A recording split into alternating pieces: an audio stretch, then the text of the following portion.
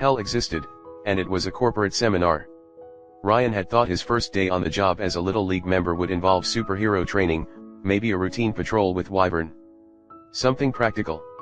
Instead, the courier received an assignment to a boring, weeks-long corporate internship. He simply had to look at the day's planning to wish for a restart. Coffee breakfast, first meeting with half an hour delay because of the aforementioned coffee break, then lunch, then second meeting, then the real lunch, then the second coffee break, third meeting, afternoon lunch, coffee break, then corporate videos. All before 6 in the afternoon, after which Ryan could either leave or participate in after-hour drink networking. So far these meetings consisted of seminars about brand management, marketing guys brainstorming his new and improved branding, lawyer interviews where they discussed auxiliary rights, and now an education video about Dynamy's company culture. In short, no superhero work at all. Ryan wasn't the only recruit there, but much to his surprise, most of them seemed to enjoy these boring, mindless activities. They were more eager to discuss their image and royalties than actual field work. This place drained the courier of his soul. He could feel it. With a bored sigh, Ryan reached the room where he was supposed to watch the new corporate video, putting his hand on a door scanner. Dynamy's had extracted a drop of his blood soon after he signed their contract, which allowed the company to somehow track and identify him. Biosignature, Time Lord. Ryan groaned at the generic name while the door opened. Couldn't they have picked something more unique like Clockomancer, or Clock Blocker? The courier walked into a darkened, informal conference room wide enough to welcome dozens upon dozens of people, with Mesoamerican drawings on creamy walls. Dynamy's favored an informal, comfortable style, replacing plastic chairs with cotton armchairs and sofas. The Little League new recruits were gathered in front of a giant screen alongside the PR staff, exchanging pleasantries while consuming Dynamy's made energy drinks. Most seemed aged between 15 and their mid-20s, wearing colorful costumes designed by the marketing department. From what Ryan heard, they were currently discussing the latest fashion trends, who dated who among Il Migliore's Pro League, and how they got introduced to Enrique Monada in the first place. The panda wasn't among these brats. Which was an injustice of the highest order, since he would have fit in perfectly. Ryan noticed a lone wolf at the back, who preferred to examine photos and paper reports on a luxurious sofa than looking at the screen. This man wore a white cat-shaped mask covering the upper part of his face, showcasing his smooth pale skin, blue eyes, and combed blonde hair, a true Adonis. All in all, he seemed around 18, wearing a pink and white sleeveless gymnast suit. The D-shaped symbol flashed on the screen, alongside colorful music. The image of an elderly Latino man with graying hair, a macho mustache, and a rather large belly appeared at the forefront, with a picture of New Rome in the background. He reminded Ryan of an older picture of Pablo Escobar, down to the casual outfit and friendly smile hiding the teeth beneath. "Hi, I'm Hector Monada, CEO and founder of Dynamy's. As a new employee, I welcome you into the D family. You have been chosen because of your skills and character, to become part of something greater. For we at Dynamy's and its subsidiaries, we are more than a corporate conglomerate. 33 years ago, from the moment I established this company, our guiding principle has always been the same: what should the world look like?" Ryan knew a lot about Dynamy's official history, mostly because they advertised it constantly. At 26 years old, Hector Monada created the pharmaceutical company in Spain long before the Genome Wars, expanding its domains to shipping, warehouses, agriculture, food, biotech, manufacturing, oil, retail, and pretty much everything else. Ironically, they had just transferred their HQ to Italy to get closer to their burgeoning shipping activities the year before Mecran bombed everyone. This stroke of luck saved most of their leadership when the old world collapsed, and since Dynamy's had a finger in every pie all over Western Europe before the Genome Wars, it had the resources needed to thrive once the dust settled. Since Spain had suffered a lot more than Italy from Genome's depredations, Dynamy's had transferred most of its remaining infrastructure away from their homeland, founding New Rome as their personal stronghold. Through their mergers with other corporations and subsidiaries, they controlled Corsica, Sardinia, Mallorca, the south of Spain, western Italy, the oil fields of Libya, and currently contested Sicily to local Genome warlords. In short, Dynamy's board was well on their way to become the face of post-Genome Europe, if Augustus didn't beat them to it. Ryan decided to move at the back alongside the lone wolf, since it was the closest to the door. He intended to leave as soon as the video ended. Sitting at the back, he tried to listen to the video for 10 seconds, before getting bored and checking stuff on his phone. "Is there Wi-Fi here?" Ryan asked his neighbor. "I see a dynamite Wi-Fi, but it's password protected." "You see the Wi-Fi box here?" Blondie pointed at a device in a corner of the room. "The password is written." Ryan stopped time before he could finish his sentence. Moving as quickly as a snake, he searched inside his coat for a mini tracker, quickly opened the wireless box's back, swiftly put the tracker inside, and then closed the device. On the back, the man finished, Ryan having returned to his original spot with nobody noticing. "It's incredibly long and case sensitive though. Took me 5 tries to get it right." The courier feigned a groan of laziness, his eyes still on his phone. The tracker had already activated, sending him information. Ryan had placed similar devices all over the floor during the day, which should grant him a way inside Dynamy's systems. The courier needed a quick scan for vulnerabilities which he could exploit in future loops to get inside, and didn't particularly care if he was identified afterward. If anything, Ryan considered committing suicide and find a way to skip this internship phase entirely. He was a creature of fun, and the staff here seemed determined to drain him of every drop of life. Putting his phone back in his pocket and having consumed enough Dynamy's content for a lifetime, Ryan didn't pay attention to the video. Instead, his curious eyes wandered to his neighbor, who seemed to share his disinterest. As it turned out, Blondie was busy looking at photos of the Metagang. Ryan immediately recognizing pictures of Sarin and Ghoul, alongside that of a large, horrifically obese bald man with menswear straight out of the 50s. His scarred face and prominent teeth reminded Ryan of a hippo. Blondie noticed Ryan's curiosity and felt the urge to give details. "Adam, the Meta's big bad boss." "I could tell from the paunch," Ryan replied, approaching to get a better look at the photos. "He's somewhere in the city, but nobody knows his exact location," Blondie mumbled, his voice rising with frustration. The recruits closest to them looked over their shoulders, before focusing back on the video. Too much counter-surveillance, no electronic trail, and he contacts his men, not the other way around. The only people who might know are his lieutenants, Sicehawk, Acid Rain, Frank the Mad. Ryan decided to make the Meta one of his main priorities for this restart. These psychos were far too organized and well-behaved. 4 years ago, Adam could barely keep his junkies in check, and never without a healthy dose of family-unfriendly violence. "My, they have grown very large over the years," the courier mused, as he examined the file closely. According to Dynamy's information, the Metagang now included around 50 members. "I still remember when they could barely fill a minibus." This caught Blondie's interest. "You met the Meta before?" 4 years ago, Ryan replied. "It was just Adam, Sicehawk, and a few hanger-ons back then. They didn't differ much from a normal psycho pack, except the fondness for ultraviolence and medieval execution methods. Anything you can tell me about them?" Blondie whispered, making it hard for Ryan to listen to the video's sound. "Their tactics, their organization, their weaknesses. If you want the full story, my feline friend, Sicehawk tried to convince a member of my old group to join them. It didn't go well, and it ended in a bloodbath. Typical psychos. Oh, and Sicehawk is a sadistic creep who can hijack your nervous system with his wires if he catches you." Telepaths were some of the few genomes with the ability to do Ryan lasting damage, by tampering with his memories or destroying his personality. He avoided them like the plague whenever he could. Sicehawk though, the courier might seek out and beat up on principle. "He needs physical contact?" Blondie asked, scribbling the information on a paper sheet. "Good to know. Does he need to maintain physical contact too?" "Yep, but the disconnection is incredibly painful for the victim," Ryan explained while putting his legs on the sofa, taking as much space as humanly possible. "So my feline friend, are you planning a mutant mice hunt?" "I wish," he grumbled, his eyes wandering to the video. "I asked Enrique if I could follow Pro League members on patrols, and instead I must guest star in their new movie. He said it would introduce me to the public better than any action in the field." "Since when do you need authorization to start trouble?" Ryan asked mirthfully. "What's the point of being a hero if you can't legally sublimate your violent urges and receive acclaim for it?" It seemed to amuse him. "Hey, by the way, I haven't introduced myself," Ryan shook his hand. "I'm Quicksave. I'm immortal, but don't tell anyone." "Adam Cat," he replied. "I can blow stuff up on touch." "Oh, the Mafia boy. The handshake turned into an iron grip. "How do you know that?" he hissed. "Are you a spy? Enrique told you.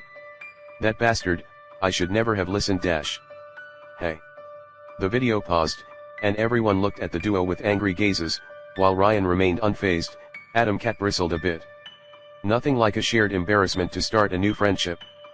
A marketing guy in a suit and tie looked at the duo, letting the awkward silence set in. "Are you not interested?" he began, the frozen face of Hector Monada behind him, "in the company where you will work for the next 5 years?" "I am interested, sir," Adam Cat lied through his teeth. "It won't happen again, sir."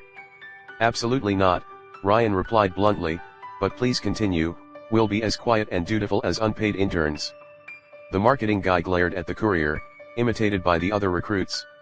It was kindergarten all over again. "If you make another comment like that, Time Lord, I will ask you to politely leave the room without a word." The new name hurt, physically. Wait, they could leave early. When the marketing guy received no answer, he put back the video on. Adam Cat waited for everyone to lose interest in them, before whispering into Ryan's ear. "If you don't answer, I'm blowing you up. Same if I let go of your hand unwillingly. Can you keep a secret?" Ryan looked around as if they were being spied on, and then approached Adam Cat's ear to whisper back into it. "I come back from the future. I used a DeLorean."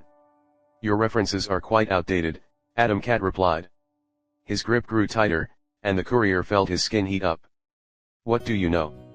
"That we are close enough to kiss," Ryan replied, his free hand shifting to grab a weapon. "That your parents are Augusti Capos, that you joined the other team out of teenage rebellion, and that you should rethink having children." Adam Cat looked down, noticing the hidden knife very close to his manly parts. Thankfully, nobody had noticed, their eyes focusing on the screen. "My power will be faster," he replied. "And I'm very good at neutering cats, kitty." "At least a spy would have been subtler," Adam Cat mused, his eyes squinting behind the mask. "So you don't know who my parents are? Their actual identity?" The courier rolled his shoulders. Adam Cat looked at the other recruits, and spoke only when certain they didn't listen, with a voice so low the courier could barely hear it. "They're Mars and Venus." Ryan gasped in shock. "You're Cupid? But where are the wings and bow?" Adam Cat marked a short pause. "Not the mythological gods, you idiot," he said, finally releasing Ryan's hand. "It takes some kind of elitist narcissism to name yourself after deities. As if you stood above normal people, like mice and men." "I heard there was a genome who tried to use the name Little Jesus once," the courier replied, putting back the knife up his sleeve. "He didn't last long." "Augustus fried him alive," Adam Cat replied, relaxing a bit. "You're not an Augusti?" "No, you wouldn't have risked a DNA scan otherwise. They've been sending people asking me to come back into the fold a lot lately." "And why did you leave it in the first place?" Ryan asked, crossing his legs and faking interest in the video when the marketing guy looked at him. Now it showed Hector with children before a school sponsored by Dynamis, the poor kids struggling to smile at the camera. "If you knew half the things they do, you'd understand," Adam Cat replied angrily. "Their bliss drug kills thousands each year, their weapons slay more, and that's what makes it to the news.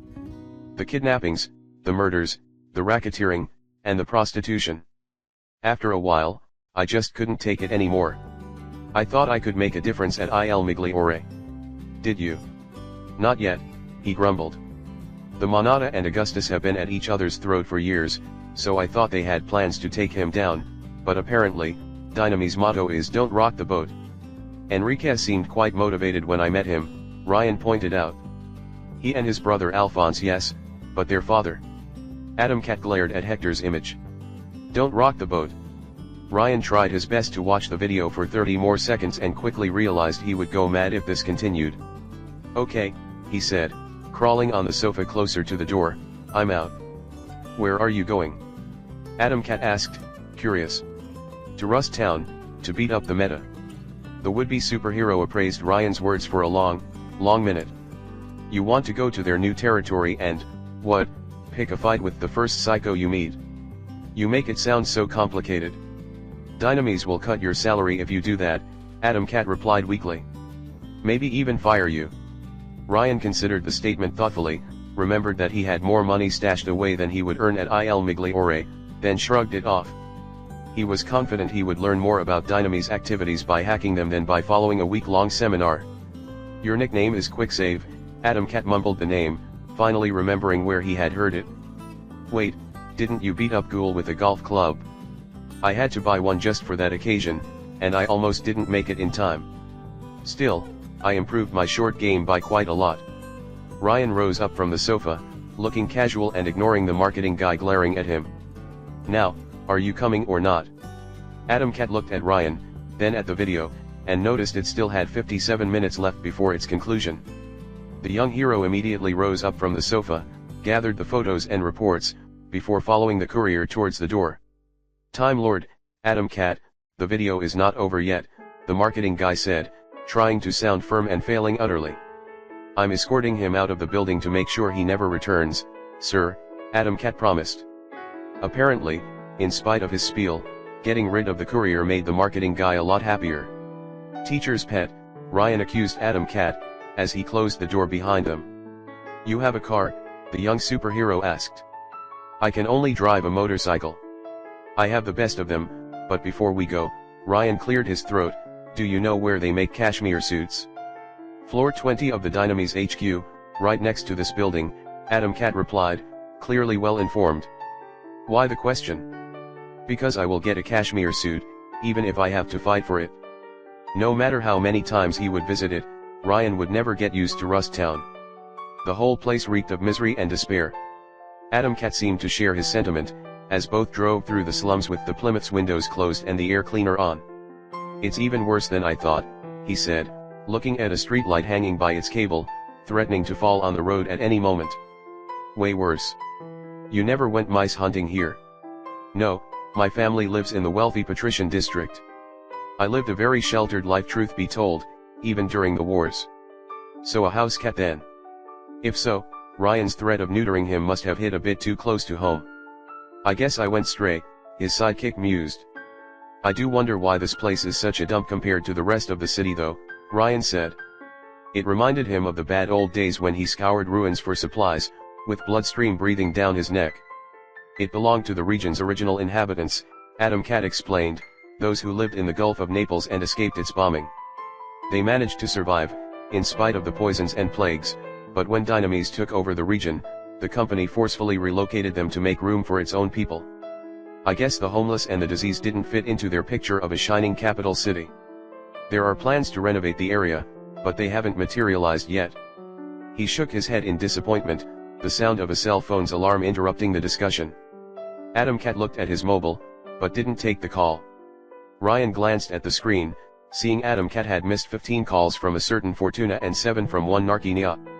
"My sisters," the superhero said before the courier could ask questions. "I keep in touch with them, but they want me back and don't take no for an answer." "That means they love you," Ryan replied without any hint of sarcasm. He could sympathize with people wishing to reunite with their family. The courier did wonder what made Adam Cat consider Dynamys to be a better option over the Augusti though. Ryan suddenly wondered if Len, like Adam Cat, wouldn't want to meet him, but immediately brushed off these thoughts. Of course she would rejoice when they met again, after so many years. It was just his anxiety talking. "I love them too, but as long as they keep supporting the Bliss business Another person called Adam Cat, who stared at the name on the screen for several seconds, his gaze undecipherable. "Livia." Instead of ignoring the call like the others, Adam Cat outright turned down his phone, sighed, and messed with the radio to change his mind. When he finally settled on a channel, Ryan glared at his sidekick. "Hip hop, really? You don't like it, brother?" "No, I don't." Ryan changed the channel back to the Daft Biopunk Chronoradio. The music switched into a combination of electronic, synth, and alien rhythms. "Nice sound," Adam Cat commented, as they passed through narrow streets. "Where are we going?" "The Meta took over the junkyard area as their base," Ryan said. "It's located at Rust Town Center. I'm stopping you right here. I'm all for ambushing a lone psycho, maybe two, but attacking their home turf with only the two of us is suicide." If Ryan had been alone, he would have tried anyway, but he wasn't going to lead his sidekick to certain death. "Thing is, children have been missing in the area, according to my information. I've located an orphanage south of the junkyard, and I thought we should check it out. Adam Cat instantly tensed. Children. You're surprised? Ryan asked. The courier would love to say he was, but he had come to expect the worst when psychos were involved. I'm surprised it didn't get reported, the superhero replied, the Plymouth passing near the city's water reservoir. Unlike the rest of the neighborhood, dynamis heavily protected the area, armored soldiers protecting its confines. Then again, nobody cares about this place. Ryan did. Eventually, the duo made their way to an isolated building surrounded by a dusty wasteland. The paint on the cinder block walls had vanished, peeled by time, and half the windows were broken. A large fenced area extended left of the building, housing dozens, if not hundreds of stray cats and dogs. The distressed noises they made and the smell they produced immediately overwhelmed the duo, as they parked the car nearby and stepped out of it. That's not an orphanage, Adam Cat said with horror, while Ryan grabbed his fisty gauntlets and put them on. The air here was less polluted than the rest of Rust Town, but not by much. It's an animal shelter. It's both, Ryan realized, glancing at the animals with sympathy. The sheer aura of trapped desperation they gave off made him feel sick inside. They found 2 children between 10 and 12 at the orphanage's entrance, playing with a dirty golden retriever near the open doors. One was a black boy with acid burn scars on half his cheek, the other a skinny brunette in a pink dress unfit for her size. Hey, fellas. Ryan waved a hand at them.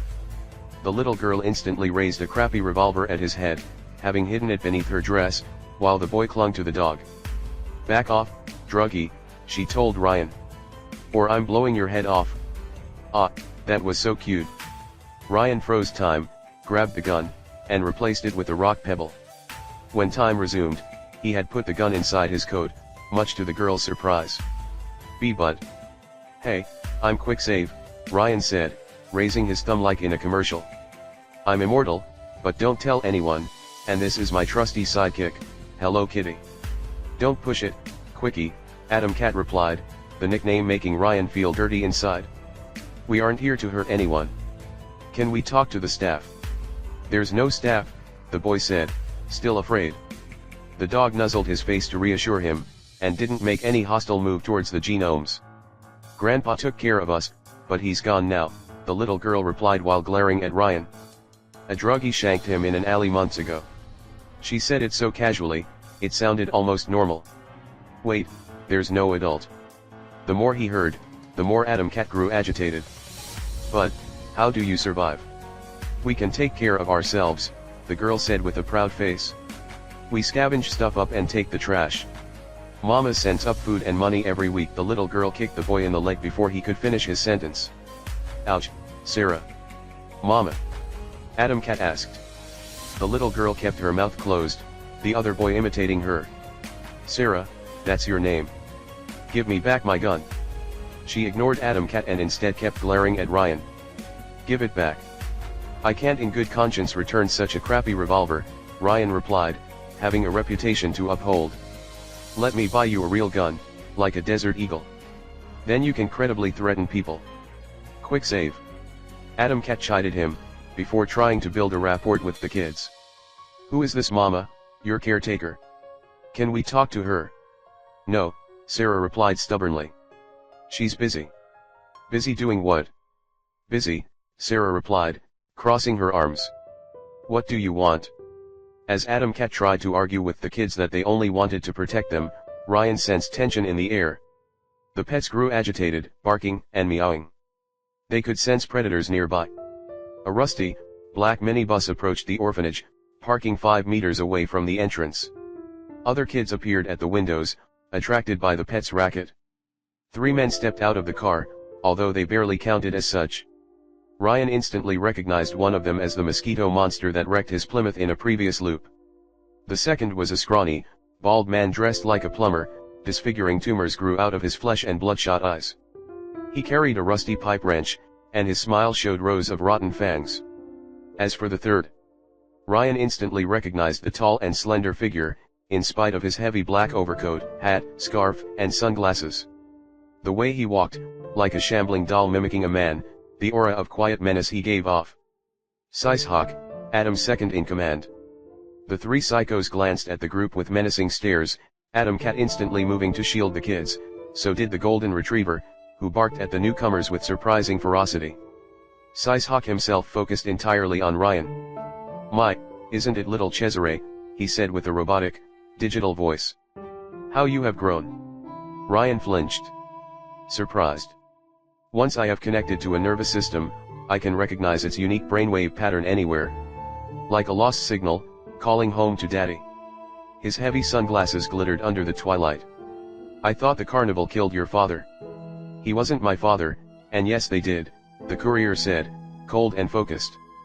"He had last crossed path with that creep 4 years ago, before he drank his elixir." Even if Ryan now had superpowers and could defend himself, Sicehawk's mere presence made him feel uneasy. "How are the scars he gave you, light bulb?" "They healed," Sicehawk replied, his digital voice turned threatening. Mosquito readied his claw-like hands, itching for a fight. "If you survived, I assume little Len did too." "Good. I never got over missing the opportunity to extract her genius brain." "What, kids aren't enough for you?" Ryan taunted him. "I have no interest in this meat, but we require a unique service from these goblins. I'm afraid nothing short of pygmies will do the trick." "Don't worry, we'll take good care of them, even feed them." "Adam is very fond of children," Mosquito cackled, the other psycho letting out a bestial grunt. "That too," Sicehawk mused with cruel amusement. "Kids, gather your friends, and get into the car quietly." "Behind me," Ryan said. "He's got candies." "Yeah, the kids aren't getting anywhere near you," Adam Cat said, turning to Sarah. "Do you have a basement?" She nodded slowly. "Go hide there, and don't come out until we say so." The noise of a plane echoed above the neighborhood, while the children and their dog fled inside the orphanage. "I would check your math if I were you," Sicehawk said while trailing the children with his gaze. It made him look like a deadly wolf observing helpless fawns, much to Ryan's disgust. Wires shifted behind the psycho's scarf and sunglasses, and electricity came out of his gloves. "You're outnumbered, and outmatched." "Why weren't they attacking?" "Because they were worried they might kill the kids in the crossfire if they acted too early. They shouldn't be thinking that far ahead, the sight of genomes being reason enough to try and drink the hero's elixir-laced blood. These psychos were too stable, too careful, as if." "You're well fed," Ryan realized. "You have a supply of elixir." Sicehawk appraised him for a few seconds, before barking orders. "Mongrel, Mosquito, capture little Cesare and kill the spare." "I hoped you'd say that," Mosquito said, Mongrel hissing at Adam Cat like an animal. "I guess Adam can't be mad at us for eating a few strays." Both groups glared at one another, but Ryan couldn't focus, the sound of the plane growing stronger and stronger. "Closer." Ryan barely had the time to raise his eyes, as it landed right in the middle of the Mexican standoff. The crash blew dust in all directions, Adam Cat taking a leap back on reflex and the psychos retreating behind their minibus for protection. Only Ryan remained still, unfazed, as an enormous, gold-plated robot stood right in front of him. "Quick save," Vulcan's voice echoed from hidden loudspeakers, the suit's camera eyes focusing on the courier. "You have denied my invitation." Ryan put his hands in his pockets and whistled, his mask protecting him from the dust. Adam Cat quickly got back on his feet, his eyes widening upon recognizing the newcomer. Vulcan's camera eyes briefly glanced at the hero, but quickly focused back on Ryan with murderous rage. "By going to that dragon whore without even considering my offer, you have done more than scorn me. You have insulted me, and for that, you will die." She towered above Ryan, a cannon pointed at his head. "Any last words?" Ryan gave serious thought to the question and then answered. "You're so short, your mother has to use a microscope to see you." Vulcan remained completely still, the towering armor casting the courier in its oppressive shadow. Oh, I got a better one." Ryan snapped his fingers. "You're so short that your feet always dangle when you sit on a chair." The silence grew even tenser, broken by strange noises. Ryan recognized them as guns and missiles being loaded. Sicehawk and his cronies recovered from the surprise attack, moving to encircle everyone and flank Adam Cat from the sides. "Tough crowd here. How about this one? You're almost tall enough for Wyvern to take you seriously." Vulcan let out a snarl and opened fire. Ryan had been shot at more times than he could count. Unlike psychos or special cases like Augustus, all of the courier's abilities, from his save point to the time stop, derived from a single unifying power.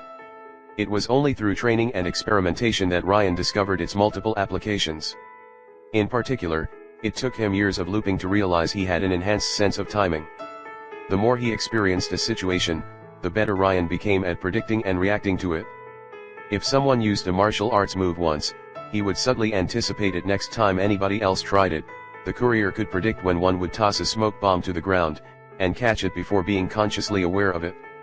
This made learning physical skills almost trivial. It wasn't all-powerful, since there were situations when even the fastest reflexes couldn't make a difference, like getting beheaded by an invisible blade or hit by a laser as fast as light. Lacking any super speed, Ryan couldn't truly dodge bullets or artillery. But he could predict someone's line of fire before they pressed the trigger. His body would then subtly shift, projectiles would miss, and give people the illusion that he could dodge even bullets. Combined with the time stop, the courier seemed impossible to hit from the point of view of outsiders. So when Vulcan attacked him with her cannon arm, Ryan paused time for a split second and dodged out of the line of fire. A dense shell blasted the orphanage's wall behind them, collapsing cinder blocks and opening a path towards what seemed to be a kitchen. The trapped pets behind the fence panicked, some frenzied cats managing to escape by climbing. "Vulcan, it's an orphanage!" Adam Cat shouted, but before he could rush to Ryan's help, the metagang flanked him. The hero avoided a deadly punch from Mosquito and a small fireball from Mongrel. Adam Cat's movements were chaotic, showcasing his lack of formal training, but his natural agility made up for it. To her credit, Vulcan froze for a split second, vaguely ashamed. Instead of assaulting Ryan with heavy artillery and risk destroying the shelter, she switched to hand-to-hand combat. Many turbo reactors activated on the mechanical suits back in short bursts, causing the 5-meter-tall metal monster to move at the speed of a racing car. Showing extreme agility honed over countless loops, Ryan backflipped to dodge a giant fist to the face, and then a stomp. "I have to hand it to you," the courier began, before switching the meaning of his sentence, "because you can't reach it?" Vulcan's attacks grew more frenzied, and when she no longer had the orphanage in her line of fire, she switched to heavy weaponry. Her mech's shoulders opened to reveal minigun turrets, firing hundreds of pellets at Ryan. The courier used a mix of time stop and timing to avoid the attacks, trying to circle the machine and find a hatch for the cockpit. Sicehawk, meanwhile, threw away his overcoat, hat, and sunglasses, revealing his true self to the world. He had long shed his flesh, replaced with thousands of black wires which he usually shaped into a facsimile of a humanoid form.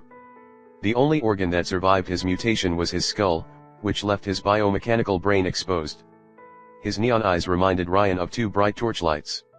Sicehawk reshaped his wires to form 8 elongated arms, turning himself into a horrific mockery of a spider. While Vulcan occupied Ryan and Adam Cat fought his cronies, the Psycho leaped over the area in a single bound, going straight for the orphanage. Realizing this, Ryan decided to dump Vulcan and pursue Sicehawk, but the genius didn't let him. Her hand lunged at the courier, big enough to crush him whole, while her miniguns provided suppressing fire. In spite of her fearsome armor, Ryan could tell that Vulcan didn't have much direct combat experience. Her movements were clumsy, and while her weapons aimed true, there was no foresight involved, no human cunning or improvisation. She probably outsourced control to a basic AI. Her armor was also clearly a prototype designed to fight a big and aerial target, instead of an agile and stylish gentleman. In short, Vulcan had brought a wyvern buster to a quick save fight. Vulcan could have won if she had carpet-bombed the area from above, but instead, she chose to announce her presence and make the battle close and personal. Ryan could sense a desire to prove herself in a fight, perhaps to outshine Wyvern. Girl's got issues. Stopping time for 10 seconds, Ryan moved to the armor's left, dodging her hand and bullets. Then, he carefully punched the elbow joint with Fisty, aiming to maximize pressure damage. When time resumed, the recoil applied in full, and the mech's arm shattered at the elbow point. The forearm fell to the ground, electrical jolts coming out of the damaged parts. As he guessed when he first observed it at the armory, much like medieval armor, Vulcan paid for her suit's enhanced mobility with weakness in the joints. "What's this?" Ryan mused. "A short circuit." "You aren't funny, Romano," Vulcan complained through her armor's loudspeakers, clearly jealous of his peerless wit. "You think you are, but you aren't. Come on, don't be small-minded." As she retaliated with another volley of bullets, Ryan froze time and rushed to the orphanage, Sicehawk having vanished through the hole Vulcan made in the wall. Meanwhile, Atom Cat fared little better. Mosquito had taken flight like the insect he was, diving down to try and impale the hero with his stinger. While Atom Cat could easily dodge, Mongrel limited his movements. The strange Psycho flickering in and out of existence, propelling himself with short bursts of wind while attempting to hit the hero with his hand tool. Sometimes, he threw a fireball here and there, small fires starting all over the wasteland park. Fireballs, limited invisibility, air conditioning. Ryan recognized these powers as those from knock-off elixirs sold by Dynamis. Mongrel must have drunk a cocktail of them. Since the powers gained were but a shadow of those of true elixirs, his body managed to handle more than two at the cost of his mental faculties. Still, even if forced on the defensive, Atom Cat fought hard to regain the initiative in this 2-on-1 fight. He attempted to punch Mongrel, his hands shining with crimson energy, but in spite of his bestial snarls, the Psycho remained careful not to give his foe any opening. When time resumed, Ryan had managed to reach the orphanage, only to backtrack when a dozen wires came out of the hole and threatened to catch him in a net. Sicehawk emerged from the hole, having grabbed 4 kids with his tentacle arms, Sarah, her friend, and 2 twin girls no older than 8. His cold alien eyes glanced at Ryan with disdain while one of his wires was making its way inside one of the twins' nose, traces of blood and fur all over his body. Without thinking twice, Ryan grabbed 3 throwing knives, intending to target Sicehawk's head. In response, the Psycho moved Sarah in the way of Ryan's line of fire, the girl screaming in fear. Ryan froze in shock, which Sicehawk immediately exploited to send a tentacle at him. Suffering from his time-stop's cooldown, the courier couldn't freeze the clock as the arm hit him with the speed of a harpoon. He managed to grab it with his hands as he was tossed to his back, the wires trying to reach his skull. Quick save! Atom Cat shouted, but Mosquito exploited the opportunity to tackle him from the side, throwing the hero through the pen's fence. Dogs and cats immediately poured through, fleeing in all directions. Shush, it's easier if you don't struggle, Cesare, Sicehawk whispered to Ryan, both through his mouth and that of the child he had connected to. Needles appeared at the end of his wires, for an intracranial hijacking. Just go limp and let me in. We'll be one. Yeah, if the danger of his intrusive telepathy, no matter its physical limitations, hadn't caused Ryan to feel murderous animosity towards Sicehawk, the child abuse did it. Apparently, Vulcan thought the same. Showing basic human decency, she stopped paying attention to Ryan and instead raised her armor's last functional hand at Sicehawk. Drop the kids, mutant, she warned. I won't ask twice. Out of my way, woman, Sicehawk replied dismissively, positioning his hostages to protect himself from Vulcan's weaponry. Meanwhile, Mongrel moved towards the pen to finish off Atom Cat while Mosquito flew in circles above them. Some dogs who had remained behind instead of fleeing barked angrily at the genomes present, but were too afraid to attack. In response, Vulcan's fingers opened to reveal holes and unleashed plasma streams at Sicehawk. The genius was very careful not to hit the kids, instead, cutting through wires with laser precision. The damaged parts fell off the ground like beheaded snakes, quickly rusting away into organic dust. Exploiting Sicehawk's distraction, Ryan stopped time, cut the wires closest to him with his knives, and then rushed towards the children. With a swift swing, he severed the wires holding the twins and caught them while time resumed. The wire invading the hostage's nose kept moving on its own once severed from the hole but quickly fell to the ground. Sicehawk answered by sending his wires in all directions, targeting both Ryan and Vulcan with a rain of tentacles. The courier fled while carrying the twins in his arms, while the Auguste simply powered through the attack, her thick armor deflecting everything. Meanwhile, while Atom Cat recovered from his last blow, the shelter's remaining dogs found the courage to try and bite Mongrel when he approached. With a bestial snarl, the Psycho raised both hands, channeling a fireball through the right and a swirling vortex of wind with the left. The combination created a torrent of flames which consumed the pets whole. The poor dogs screamed in pain as the improvised flamethrower incinerated them alive, Mongrel's hisses transforming into maniacal laughter. Atom Cat rushed at Mongrel while he was distracted, and this time managed to grab his head with his hand. The Psycho's body turned red, his colors muted by a crimson hue, and then exploded. Scratch that, Mongrel was vaporized. His flesh weakly detonated, with barely enough strength to blow air, yet the blast annihilated him without leaving a trace. Clothes, skin, even the tool he carried, they all turned to dust. Clearly, when cornered, Atom Cat had no problem killing. This made Mosquito dive back at him, with murder on his mind. The young superhero froze, as if an idea crossed his mind, before grabbing a pebble on the ground and throwing it at Mosquito. The rock turned red, charged with Atom Cat's power. The Psycho protected himself with his arms, the pebble detonating on impact and propelling him against his own minibus. The car's alarm activated, and combined with the noise from the battle, Ryan could barely hear himself. Atom Cat could modulate the strength of his explosions and even delay them. Nice. Ryan himself managed to dodge both Sishok's attacks and dragged the twins to a safe spot, one child despondent, and the other crying in fear. "It's okay, you're safe," Ryan tried to console them, brushing their black hair with his hands. "Heroes are here." His good deed for the day done, the courier immediately returned to the fray.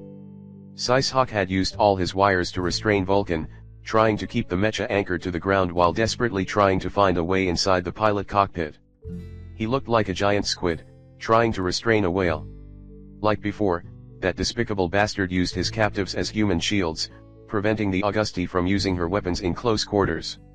Enraged, Ryan charged at Sishok, tossing knives at his skull. Wires deflected them, but this caught the criminal's attention. A teleportation power, the Psycho hissed at Ryan. "You have become a violet. Normally, I would quip back, but in your case, you will go out the way of the rhinoceros," Ryan said with dead seriousness, fisty raised. Painfully. Before Sishok could react, Ryan stopped the clock again, leaped, and punched the Psycho through the skull in the frozen time. His fist gored through the Psycho's metal bones and brain both like a donut. Ryan liked to play with his enemies, but he knew better than to give any telepath a chance to fight back. Especially someone as loathsome as Sishok. When time resumed, Sishok's mutant body collapsed to the ground in a mess of wires and brain matter, dragging Sarah and the other kid down with him. Ryan quickly caught Sarah with his hands, while Vulcan grabbed the other. "You know, Shorty, if you weren't trying to murder me, I would call you halfway heroic," Ryan said, putting Sarah on the ground while Vulcan did the same with her charge. "Little girl, can you take your friend and move away? The big bot is waiting for you to go to shoot me." Little Sarah nodded profusely, quickly grabbing her fellow kid's hand and running away to safety. Vulcan remained silent, watching the children get out of the way with grim vigilance. Ryan couldn't tell if it was regret, longing, or something else, but she seemed strangely subdued.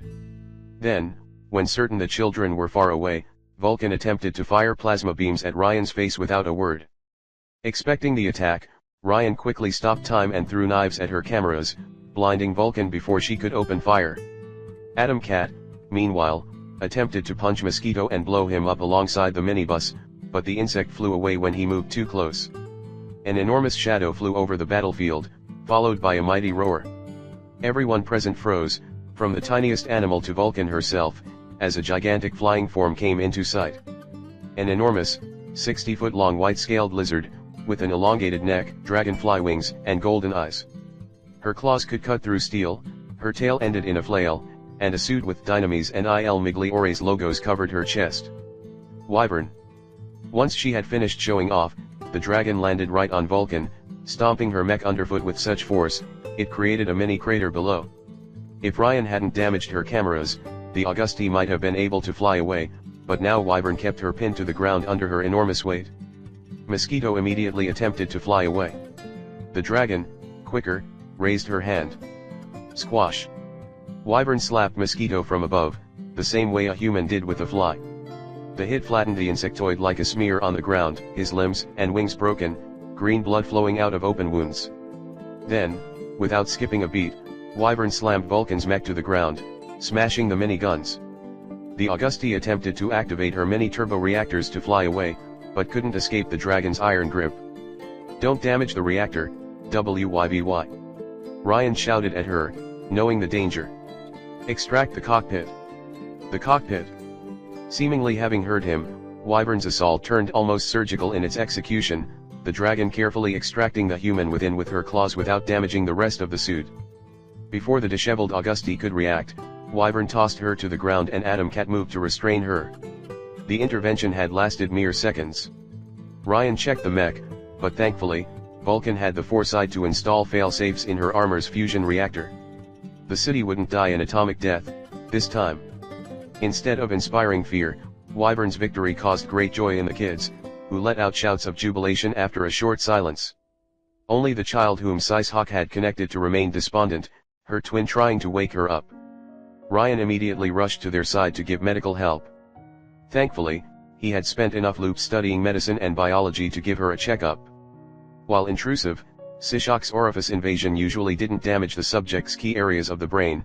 The poor child suffered from a mild concussion but would survive. "Is she okay?"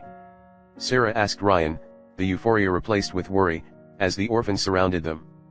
"Yes," he said, using his trench coat to remove the blood from his patient's nose. "But she will need rest." "They killed the Doogies," one of the children said, looking in horror at the animals' burning remains and the destroyed fence. Wyvern observed the scene for a moment, from the hole in the orphanage to Sicehawk's rusting remains. "Quick save, we are going to have a long conversation," she said, her powerful voice more that of a roaring T-Rex than a human. "You two, Atom Cat? What were you two thinking, going into hostile territory without authorization nor backup? You could have died. They were trying to kidnap children." Atom Cat defended himself. "Then you should have called me for reinforcements," Wyvern replied with a firm tone. "You were lucky I trailed Vulcan to make sure she didn't cause a mess." Speaking of Vulcan, she raged as Atom Cat kept her face against the ground, unable to escape his grip. Wyvern transformed back into a human, her suit adapting to her new size while she looked at the Augusti with a mix of vindication and pity. "You can only blame yourself for this, Jasmine." "Fuck you, Laura," the Augusti genius replied, bitter and angry. "Fuck you. Does somebody have a rope?" Atom Cat asked, getting sick of restraining Vulcan with his mere hands. "I have handcuffs and a blindfold in my car," Ryan said, Wyvern raising an eyebrow at him. "I dated weird people." The superheroine glanced at both Ryan and Atom Cat, hands on her waist. "You're both grounded?" "Yes, Dragon Mom," Ryan groaned, before turning towards Mosquito, agonizing in a puddle made of his own blood. "He's still alive." "Barely," Wyvern replied warily. "Why did you kidnap the kids, asshole?" Atom Cat snarled at the psycho. "Suck my sting." Mosquito hissed. "Answer the question, and we will give you medical care," Wyvern said firmly. While she was angry at her charges for acting on their lonesome, she had no pity to spare for the psycho. "In your current condition, even with your enhanced metabolism, you will bleed out within minutes." Mosquito remained silent for a few seconds, probably weighing the odds of risking his boss killing him for snitching, versus dying right now. Survival instinct being a powerful force, he decided to speak. "It's the place, the shafts are too small for adults, and these crazy robots, they shoot genomes on sight." "Robots?" Wyvern repeated. "What place?" Ryan probed him, curious. "A bunker Adam wants to access, below the junkyard, don't know what." Mosquito hissed in agony. "Please, the pain, it's atrocious." "I've dialed the medics when I saw the kids," Wyvern said, touching her earpiece. "They should arrive soon."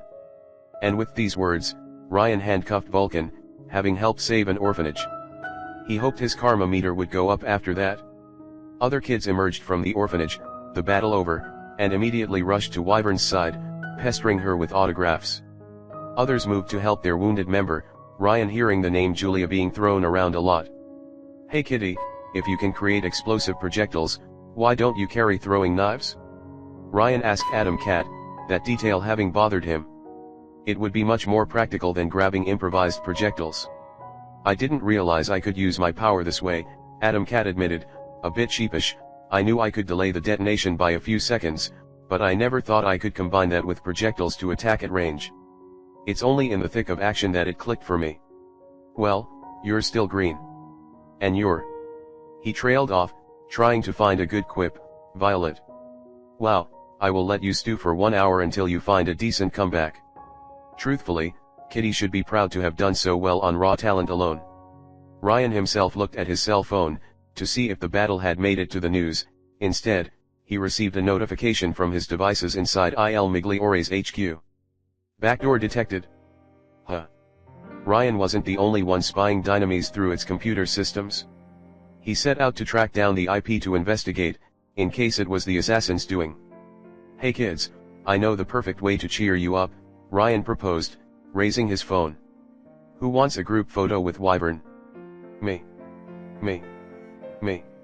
The kids all raised their hands, much to Wyvern's embarrassment and Adam Cat's amusement. Even grumpy little Sarah seemed a bit enthusiastic. They spent minutes waiting for the private security doing funny selfies, Vulcan glaring at them and Mosquito bleeding to death in the background. Ryan hated hospital rooms. Even if useful for sanitization purposes, the constant whiteness made him feel sick and isolated. Hours had gone by since the orphanage battle, its occupants evacuated by dynamis and moved to one of the company's hospitals. Sishok's victim had been put in an artificial slumber, laying on a warm bed with a respirator and brain scanning devices near her. Wyvern stood near the window, clearly struggling against the urge to sleep. Will she be okay? Ryan asked Wyvern, both having stood watch over the girl for a while. I know from experience you can recover from Sishok's brain connection, but I have yet to see someone sedated afterward. Medics said her brainwave patterns are highly abnormal, Wyvern told him. They will keep her in observation for a few days until they are certain she won't suffer from sequelae.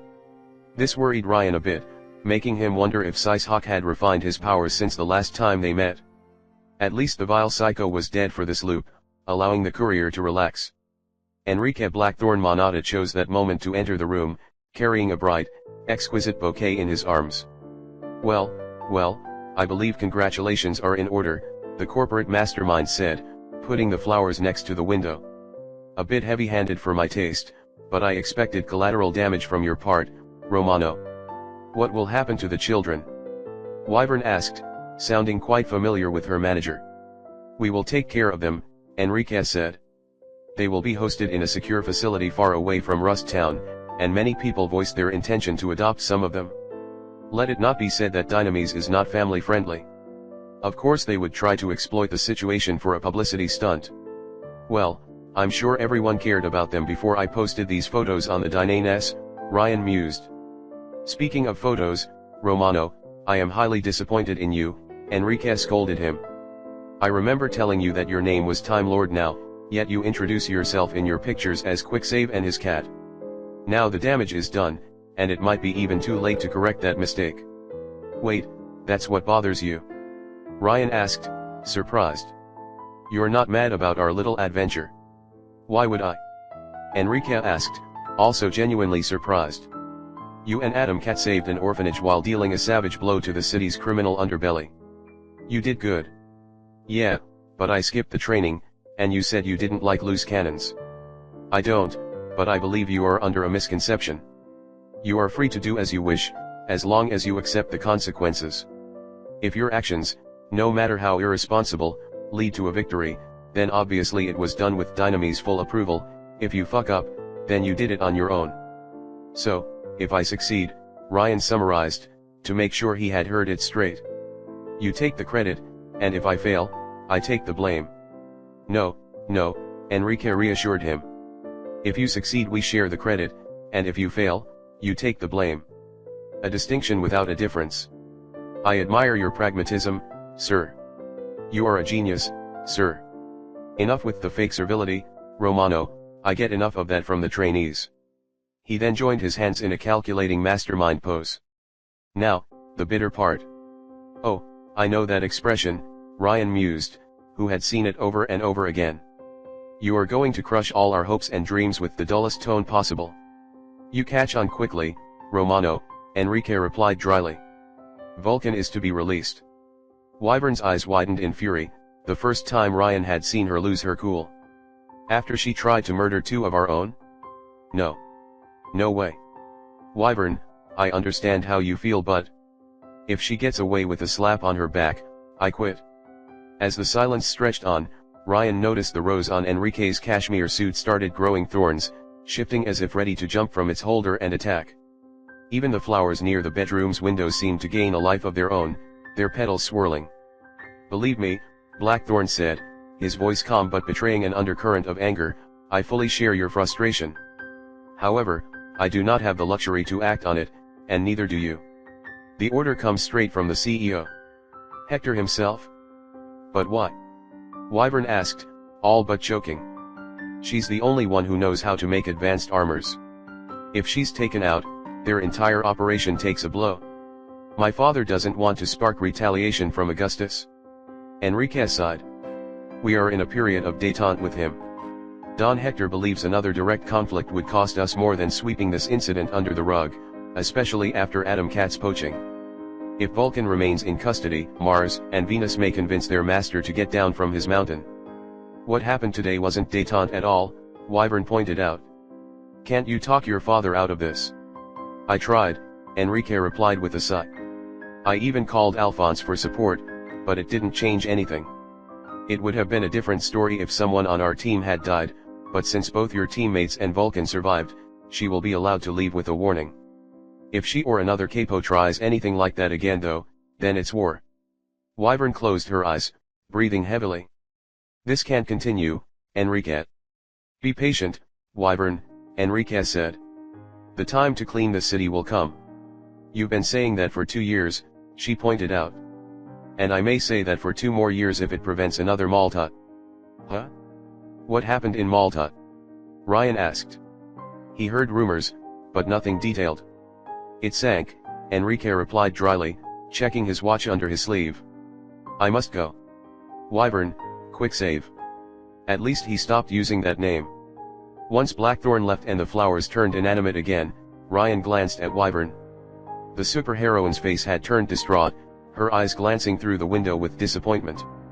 Wyvern, tell me, Ryan coughed, the armor's used by the private security elite, it's Vulcan's work, right? She nodded slowly. I heard you two were close. We were. The superheroine frowned a bit. Why are you insisting on the close part? Her obsession with you seems, I dunno, a bit too passionate. Wyvern looked at him with an incredulous face, then a thought seemed to cross her mind. No, she said after some hesitation. It's... She let out a sigh, clearly not eager to speak about it. Ryan waited, knowing she would speak if not pressured.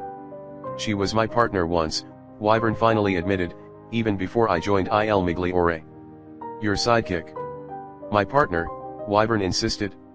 She was the brains, I was the brawn. However, since I was the only one in the field, the media and citizens attributed most of our success to me. Eventually, she tried to rebrand herself as a solo hero, but since she was a genius, and the backbone of its high-tech military, Dynamis didn't want her out of a lab. She was too precious to risk in a direct confrontation, but she didn't see it that way. She felt sidelined and disrespected. So she stewed in her resentment, and eventually, Augustus approached her with a promise of a cushy capo rank and total autonomy if she switched sides. And you never noticed?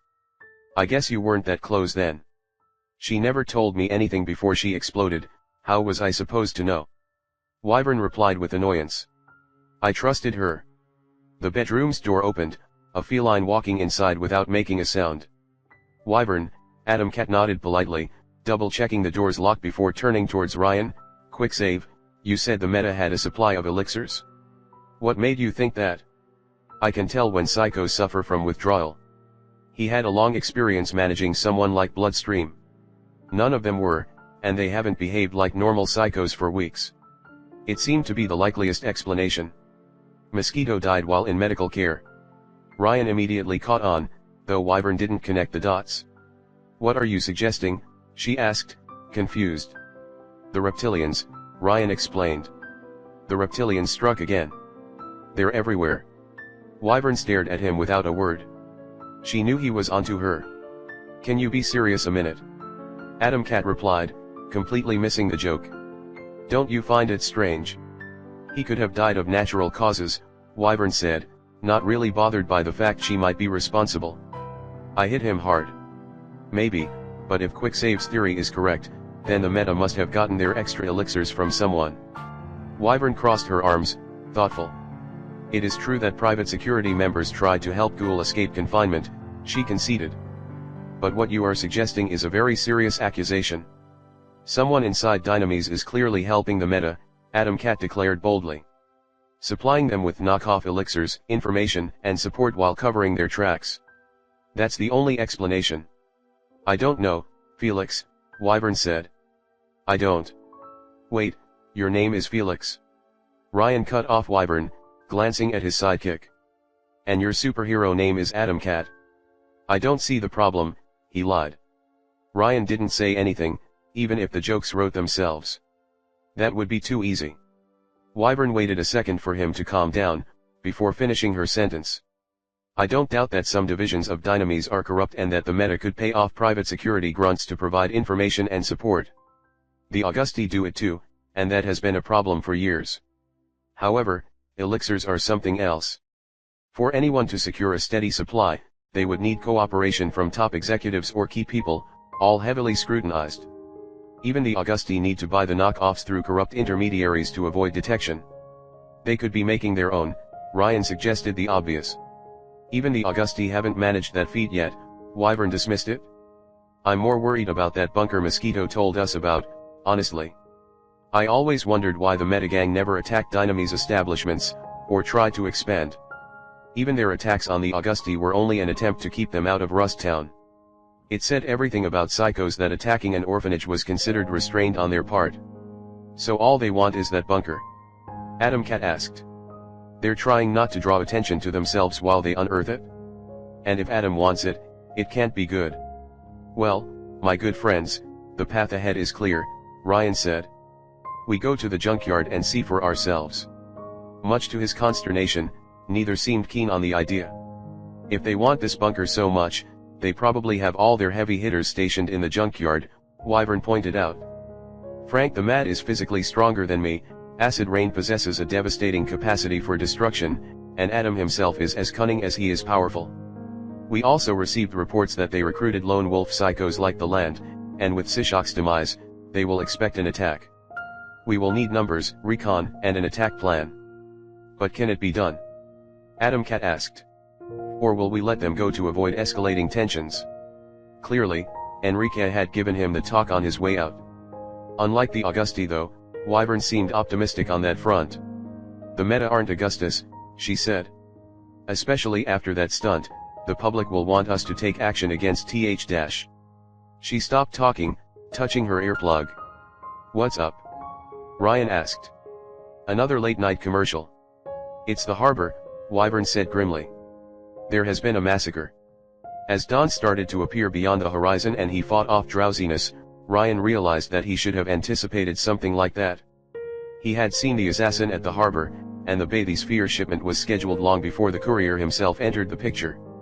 Of course Sanbedo would maintain it even without Ryan's presence, and with Ghoul's arrest, the Meta sent Saren to attack the meeting alone.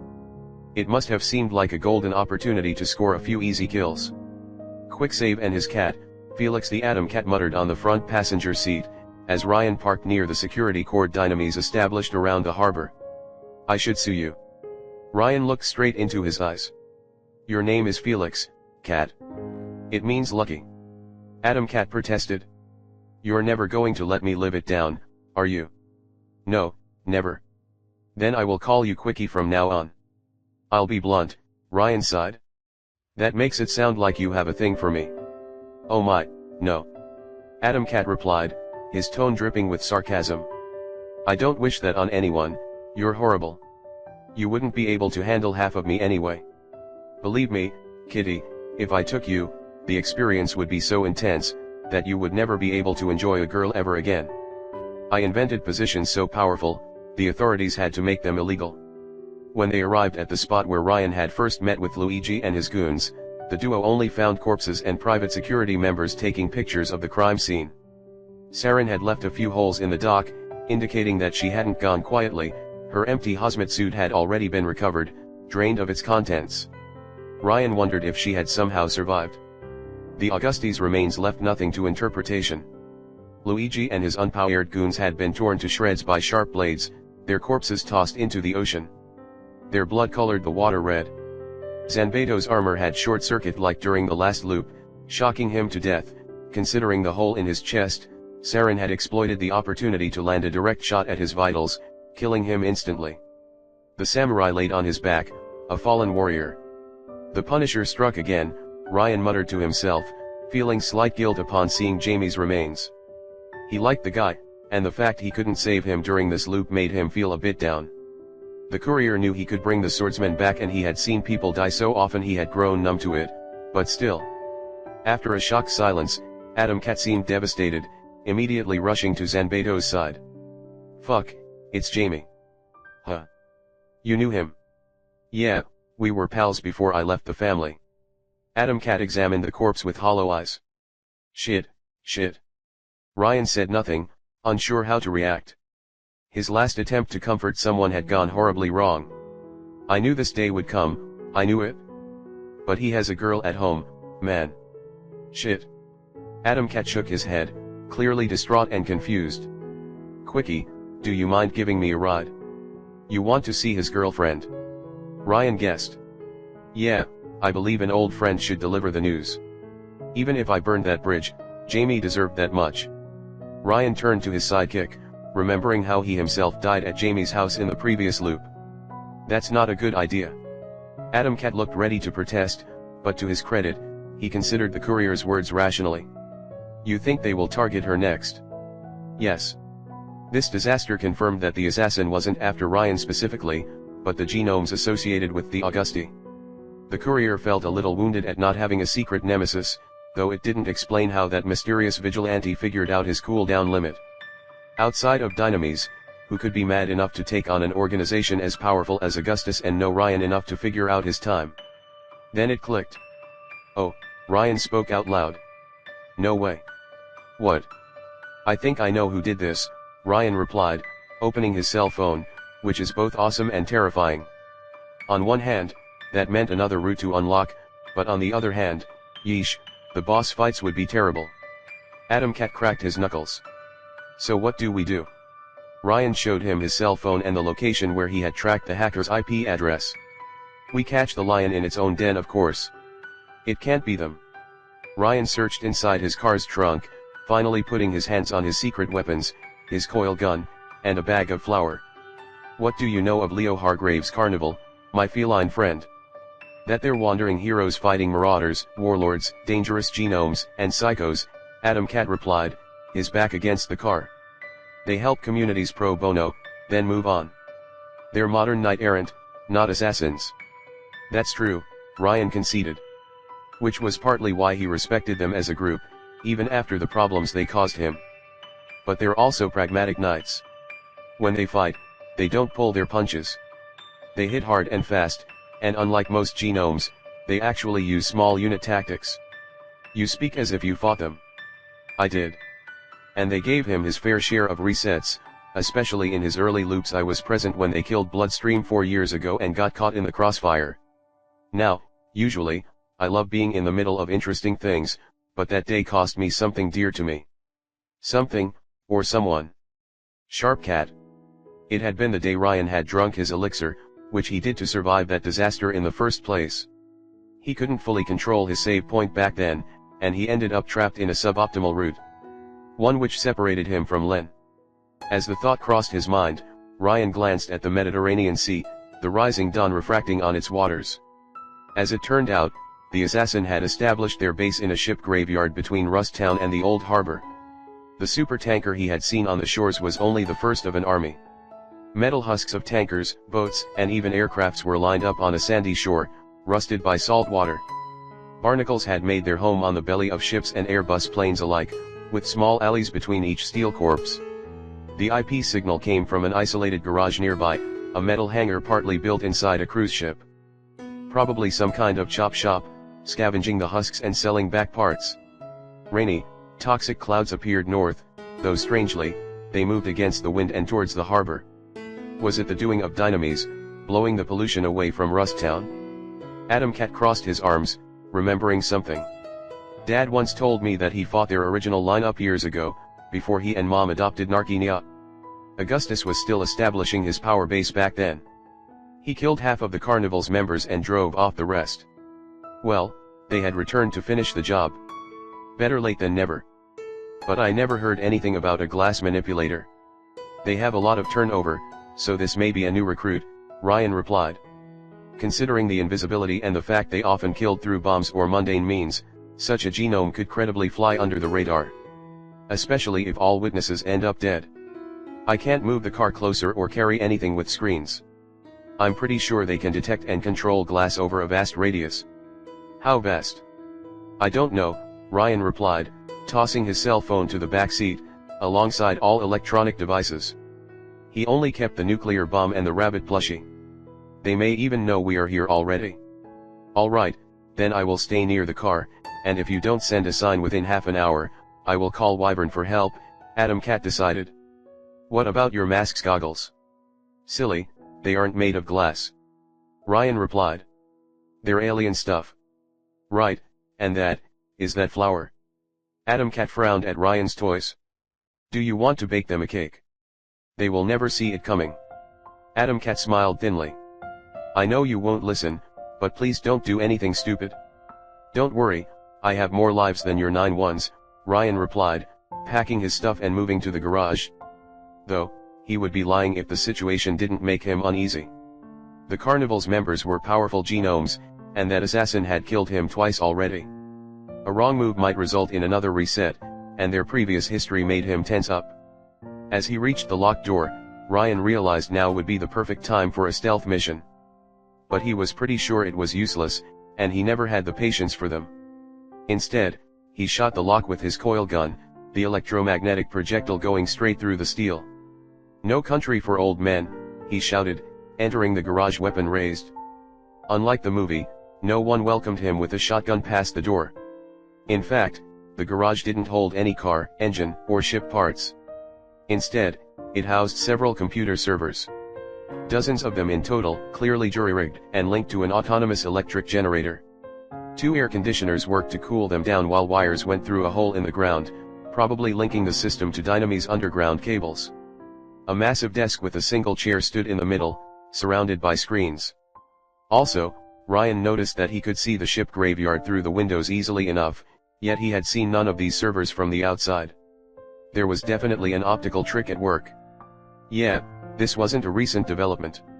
They must have spent weeks, if not months, setting up this safe house. Ryan approached the computer, currently displaying a boring screensaver on 5 different screens. It seemed he had busted the operation while the mysterious assassin had gotten away. Or so they wanted him to think. Without warning, the courier froze time, opened the bag of flour, and rotated on himself. He sprayed the white powder in every direction, on the screens, windows, servers, and the corners. A humanoid torso appeared right behind him, standing in a corner with a partially visible sword raised. Here you are. The flour had hit some kind of invisible armor, so Ryan took the time to draw "Kill me, I'm a perv" on the chest.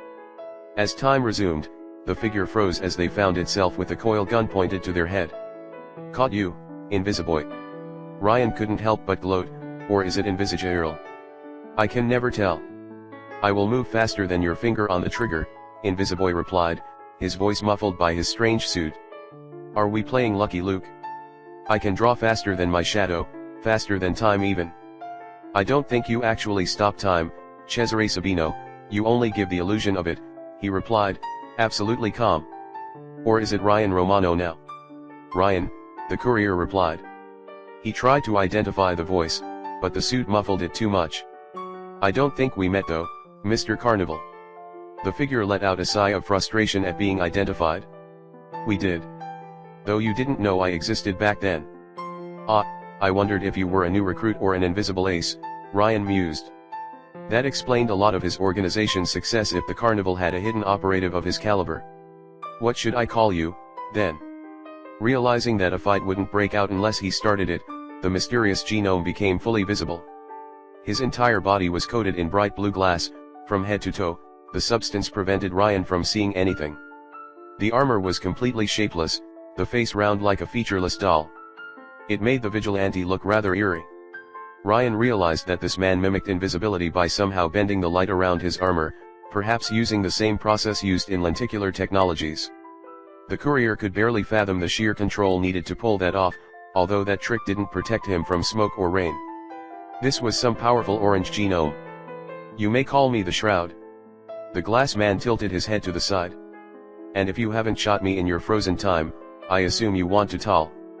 Ryan threw the flour bag at his face.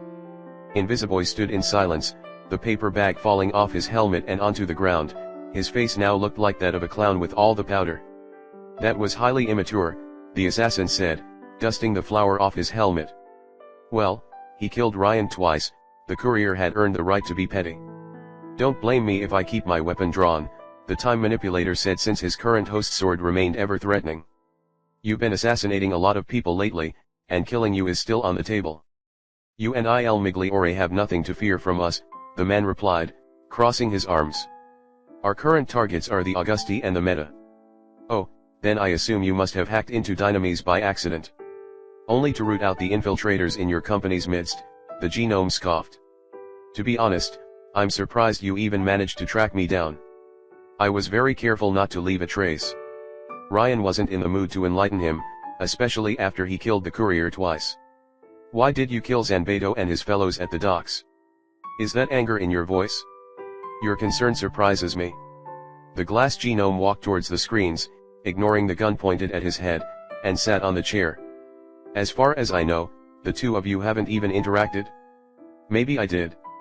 And maybe so far, I didn't see anything that justified killing him. Heck, he's pretty low in the hierarchy as far as I know. The man joined his hands, the posture reminding Ryan of Enrique Monada. Do you know what they were shipping at the docks? Candies. Chemicals destined to the Augusti's fortress lab on Ischia Island, which produces their bliss, Shroud corrected him. The drug is then shipped through boats and submarines to local distributors all over Italy, Spain, France, Turkey, Libya, a drug which is incredibly addictive and that Augustus uses to subvert communities, even as they struggle to recover from the wars. Your point. No matter their friendly neighborhood gangster publicity, the Augusti do far more harm than good, the genome declared. And even if he killed no one personally, by protecting this shipment, Zanbedo indirectly supported an organization causing almost 20,000 deaths each year, with 3,000 in New Rome alone. So if I understand right, Ryan coughed, you will reduce violence by committing more violence. On some level, the vigilante seemed to recognize the hypocrisy involved, because he hung back in his chair, thoughtful. Ryan couldn't see his body language with the armor on, but he seemed conflicted. I don't like it, he admitted. I really don't. I would prefer to talk it out, or put criminals in jail. No matter what people say, you never get used to killing. Even my teammates within the carnival frown on what I'm doing. Ryan wondered if the whole carnival had infiltrated the city, or if this Shroud was just the vanguard, preparing the ground for his teammates. The genome suspected he wasn't the only operative in New Rome, he couldn't have done so much damage alone. I smell a butt. But the situation has degraded to a point that things will only get worse if we do nothing. The Augustis capos can attempt to murder someone in broad daylight and walk out with a pat on the back. There is no government to keep them in jail, and Dynamis is too afraid of Augustus to truly take action. He had a point, but there was a glaring flaw in his argument. Well, good luck trying to kill the invincible man then. It's not like everyone has tried for years without any progress. Augustus may call himself a god, but he is still only a man, and an aging one at that. He cannot peddle his drug in the street or exact tribute alone. He needs infrastructures, soldiers, and money to exert his influence, take away his subjects, and a king is simply a man wearing a crown. We may not be able to defeat Augustus, but we can destroy the Augusti. Why now though? Ryan asked, his gut telling him something was missing. Things have been somewhat peaceful and Augustus sits on his ass. Why act now? The glass man said nothing for a few seconds, clearly considering whether or not to divulge any information. Eventually, he did. You must have seen it already, Shroud pointed out. There is a war brewing between the city's factions. A disaster that may spark a new round of genome wars and further devastation, if it is not prevented. Ah, so you're pursuing your perfect run too. A perfect run. Much to Ryan's delight, Shroud seemed to understand the reference. You could say that, but there is no perfect ending, quick save. Only the best for a certain group of people. How could it be that the only person who understood video game slang was the guy who had him killed? There was no justice in this world. And if there is a non-murderous alternative to bring down the Augusti? Do you have one? Shroud asked, sounding a little hopeful. Because I'm drawing a blank here. Not this time, Ryan replied. But I will find it, I promise. Shroud observed him in silence for a few seconds. To his credit, he seemed open to the idea. Well, in the unlikely case you do find a way to cripple the Augusti's operations without killing anyone, then, yes, I will take it. Good. At least he wasn't some Punisher immune to diplomacy attempts.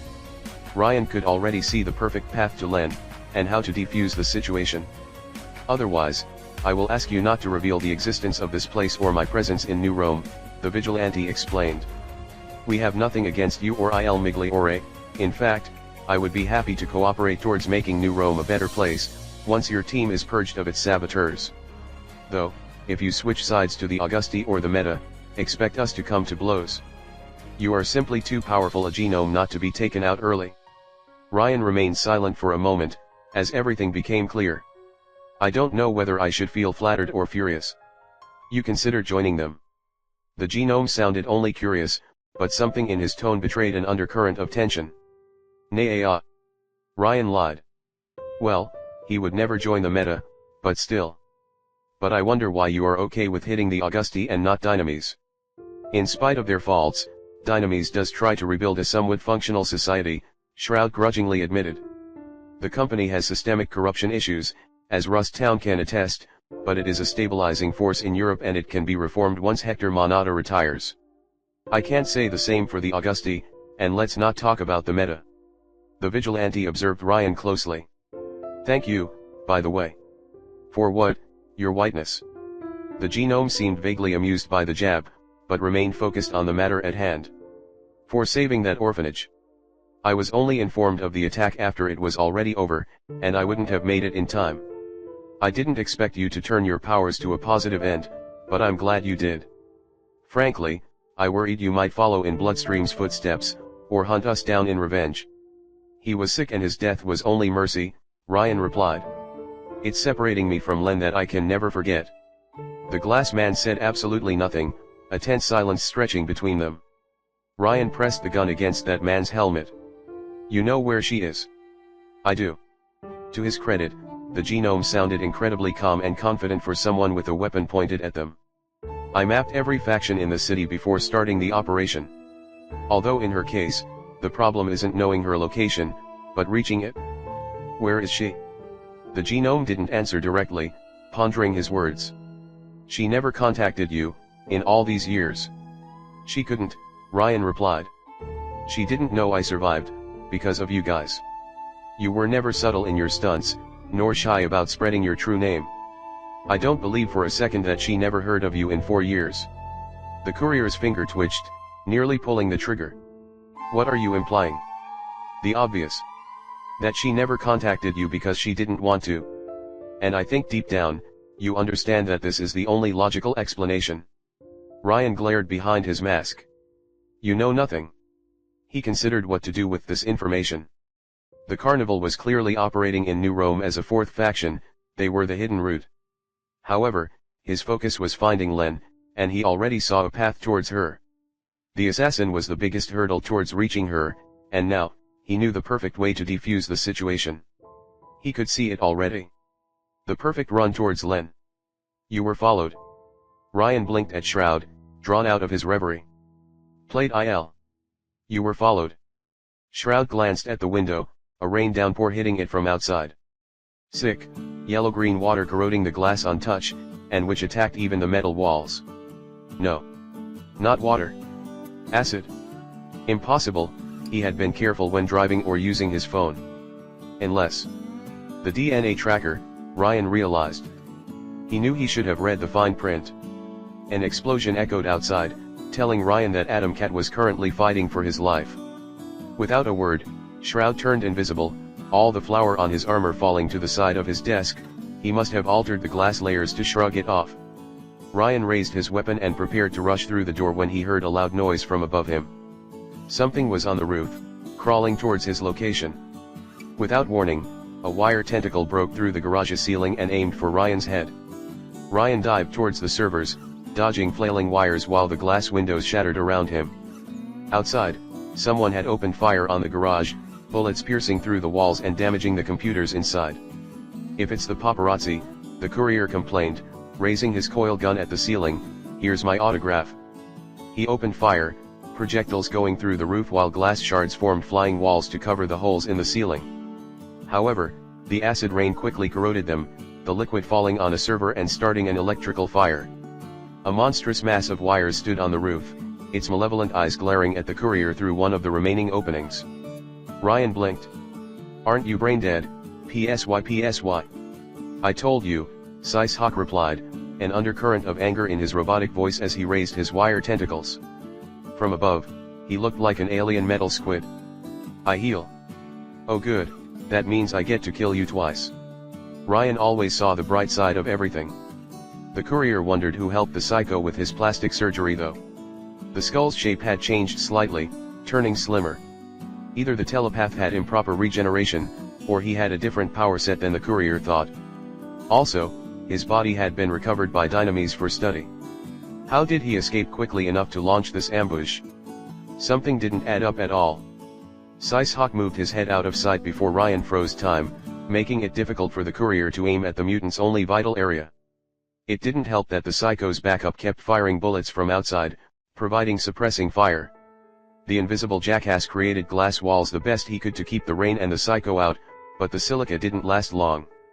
Deciding he would rather risk the acid rain than Sicehawk brainjacking him, the courier shot a few projectiles at the ceiling, dodged the frozen bullets, then rushed outside. Toxic clouds had overtaken the skies as far as he could see, unleashing an acid downpour on the ship graveyard and corroding the metal husks. A large part of the area had gone up in smoke, probably Adam Cat's doing. Ryan hoped that the kitty could hold his own against whatever allies Sicehawk had brought with him. Two mechanical hounds were the source of the gunfire, one standing atop an Airbus husk, the other on the ground. They had the shape of dogs, except with a glass visor for eyes, a machine gun mounted on their back, and ammo compartments on the belly. Dynamis probably used these drones to support the private security, and Ryan wondered if the meta had somehow hacked into them. When time resumed, the courier sensed the acid rain drip on his clothes, eating at his hat and mask. Ryan's clothes provided him little protection from the acid and had already started to dissolve. Since he didn't know of any natural acid with these properties, the courier guessed it was a unique chemical composition, probably from an orange genome. A few minutes without cover, and he would look like a hunk of cheese. Sicehawk, standing atop the garage, attempted to pursue him, only to be forced back to dodge a glass spear aimed at his brain. A flying figure emerged from the workshop, attacking the psycho with floating shards. The shroud occupied Sicehawk, although the acid rain prevented him from using his invisibility. The poison corroded the vigilante's glass armor, making him visible to everyone. Yet, he could still control the glass and silica from his machines, summoning an entire storm of sharp projectiles to keep the psycho busy. Sicehawk seemed immune to the acid rain, and moved at high speeds to dodge glass spears and blades. Meanwhile, the drone's machine guns opened fire on Ryan, who retaliated by targeting the one on the ship's husk and pressing his coil gun's trigger. The projectile, faster and more powerful than normal bullets, went through the robo-hound's face and came out of its ass, blowing a hole in its circuitry. The other leaped around, firing at will. Ryan whistled, his car rushing out of the smoke, and towards his location. The acid rain had consumed its windows and damaged the paint, much to the courier's horror. Still, the machine hound couldn't dodge both Ryan's shots and the vehicle. The Plymouth hit it like a deer on the road, smashing the drone into pieces. "Cat!" Ryan shouted, rushing towards his car to take cover from the rain. "Cat!" A chill went down his spine, as one of the raindrops suddenly transformed into a grenade right above his car. Ryan barely had the time to backtrack before his wonderful Plymouth exploded in a burst of flames and iron parts. "My car!" the courier shouted in horror. "Not again. Caught you, thief." A woman appeared in front of the courier, unaffected by the toxic rain. Her skin was bleached white, her golden hair cut short, and her eyes a bloodshot shade of crimson. She wore a sleeveless white shirt and tight shorts. Ryan might have called her attractive, if not for the crazy violent glint in her eyes. Oh, and she also carried a bloody butcher knife in her right hand. Let's not forget that part. "Acid rain, I suppose?" Ryan asked before activating his time stop. As he did so, the same feeling of tension ran through his spine. When he entered the frozen time, everything was tainted by a violet hue, but the woman had vanished. Did she manage to teleport away? Pain raced through his body, as the acid waters managed to eat away his clothes and reach the skin beneath. While furious about his car's destruction, the courier decided to retreat into the shadow of a ship husk, to get protection from the downpour. The second time resumed. Once again, a wave of tension went down his spine as Ryan let out a cough of pain, as a butcher's knife found its way to his hand, cutting his fingers and causing him to drop his coil gun on the ground. Blood flowing through his right hand, although having experienced worse, he could still focus. You can see it, too. Acid Rain chuckled, blocking his path towards the husk. The purple world. Uh-oh. That place between two moments and two angles, paradise, she cackled, holding her head with both hands as if overtaken by rapturous desire. It's so wonderful. My brain shines with its beauty. Okay lady, I'm done here, Ryan said, looking inside his trench coat for the atom bomb. He barely had the time to bring it out of storage when the nimble killer teleported right in front of the courier, kicking the bomb away with a swift attack. She immediately vanished before the courier could return the favor. Before she reappeared and fled, Ryan sensed, he could not quite describe it, a gut feeling. The same feeling as when his own power activated. Not only could she summon acid rains, that psycho could also switch places with raindrops, giving her an impressive teleportation range. A violet genome coupled with an orange. One who drew her power from the same source as Ryan's. Their powers interfered with one another, enough that each could sense the other's activation. The problem was, while the courier only needed a thought to activate his time stop, it took a fraction of a second to take effect. If she could sense its activation, Acid Rain had a very short window to react before the temporal anomaly manifested. And not only were her reflexes superhuman, but her power also took action faster than his own. Ryan guessed it made sense. His time stop affected the entire observable universe, while her teleportation only switched two objects in a short radius. Ryan had found a counter. Geez, this city has a huge balance problem, he complained, before taking cover under a husk's shadow. He should have expected the meta to send a heavy hitter after him considering all the headaches he gave them in this restart, but damn, that girl hit hard. Cat? Cat, where are you? He couldn't hear anything with the downpour, nor see much. Even the battle between Shroud and Sicehawk had turned into a distant background echo. I got him first, Acid Rain laughed, reappearing atop an Airbus remains with a machine gun. She had a clear line of sight towards Ryan. Gutted him like a fish, chin to ass. She opened fire at Ryan, forcing the courier to duck. He attempted to target her with a well-placed thrown knife to the face, but she teleported away before the weapon could connect. Send me there, the madwoman snarled upon reappearing on the ground near Ryan's own location, daggers in both hands, her eyes lost in feverish madness. Send me there, you thief. You think you can keep it all for yourself, you miserable little punk? You think you can take this beautiful world from me? You selfish brat, you're violating my rights. Ryan stopped time for a second, the woman vanishing before the effect halted the clock. He immediately stopped the effect within 2 seconds, deciding to stick to short bursts as a defense. The woman reappeared, aiming for his chest, but this time he anticipated her.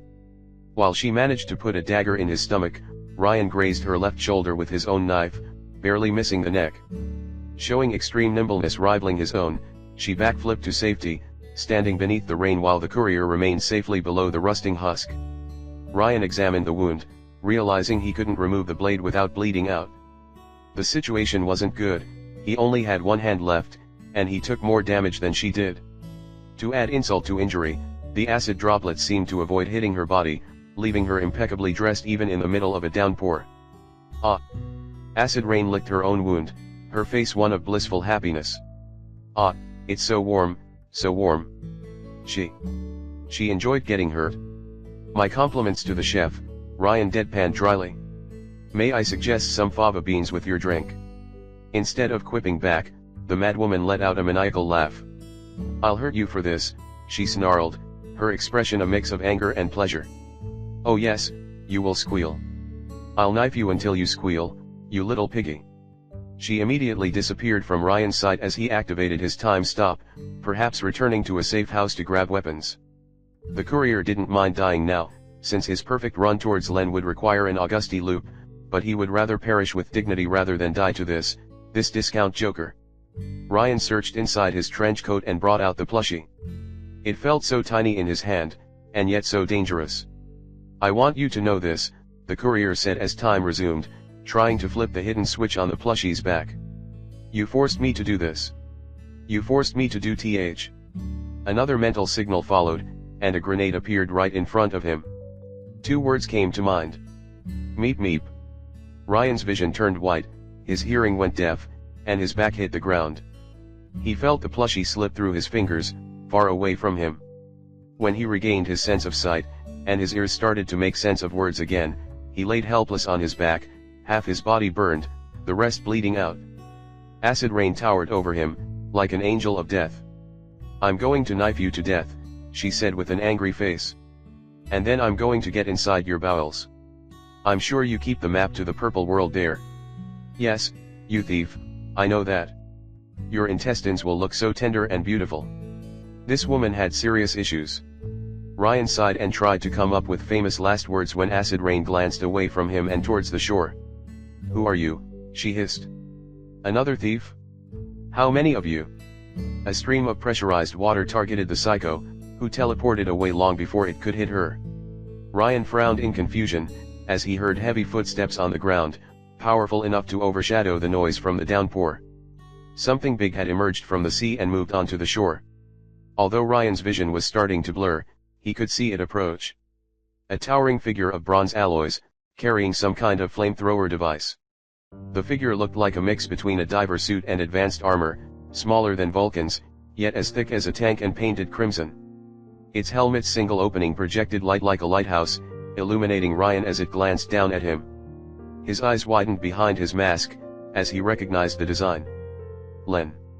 The Iron Giant didn't answer, but although the courier couldn't see the person within due to the lighthouse visor, he immediately recognized her posture. The way she moved and carried her weapon, the slight concern when the Titan observed him. It was her. She was out of jail and free and alive and well. Ryan's heart beamed with happiness. Maybe she had always been there, watching him from afar. "Mine." Acid Rain snarled, teleporting so quickly she seemed to be in a dozen places at once. "Mine, mine, mine. I am filled with disdain. Disdain and fury. Len, don't." Ryan pleaded as the bronze giant raised her weapon, realizing the danger. "Get away." Too late. When Acid Rain ended her teleportation onslaught, she had replaced multiple raindrops with grenades. A rain of bombs fell upon the duo, with enough explosives to wipe out an entire city block. Ryan activated his time stop in a hurry, trying to drag Len away or remove the bombs. But his body collapsed under the strain of his injuries, his face hitting the bloody sand. Len. Time resumed, and this loop ended in a cataclysmic blast. It was May 8, 2024, the 7th time? The 8th? Ryan had lost count, though like always, he opened the day by ramming his car into Ghoul's back. "You guys," Ryan sighed, climbing down from his car as Renisco's bar erupted into chaos. "You guys are real assholes, you know that? I hope you do." And since they insisted on making his life difficult, the courier would return the favor tenfold this time around. "I'm calling security," Renisco complained behind the bar counter, while the bar's customers watched on. Ghoul was trying to get back on his feet, dizzied by the blow. Calm and hopeful after seeing Len again, Ryan grabbed the Fisty brothers and put the gloves on. "But I am an optimist, and since this should be my perfect run, I think we can let bygones be bygones," he said, as he playfully approached Ghoul. "Start anew, play tennis, even become friends. Do you want to be my friend, Ghoul?" "Who the hell are you?" Ryan sucker punched him in the stomach, the psycho falling to his knees with a groan. "I think we will do it the anime way." Ryan grabbed Ghoul's head with the Fisty brothers and brought it closer to his own. The psycho's eyes widened in confusion. "I beat you up, you will develop Stockholm Syndrome, and then you will become my Robin." Quick save and the Ghoul wonder. "We're going to have merchandise, comics, television shows, sitcoms, and pointless derivatives. Everything that makes life worth living. We'll be together forever." The people in the bars looked at Ryan as if he were insane. "We'll have our faces on every fast food. McDonald's, KFC, Burger King. We'll get Happy Meals, Ghoul. Free Happy Meals." Ghoul just stared at him with straight up terror in his eyes. "It's a whole new franchise.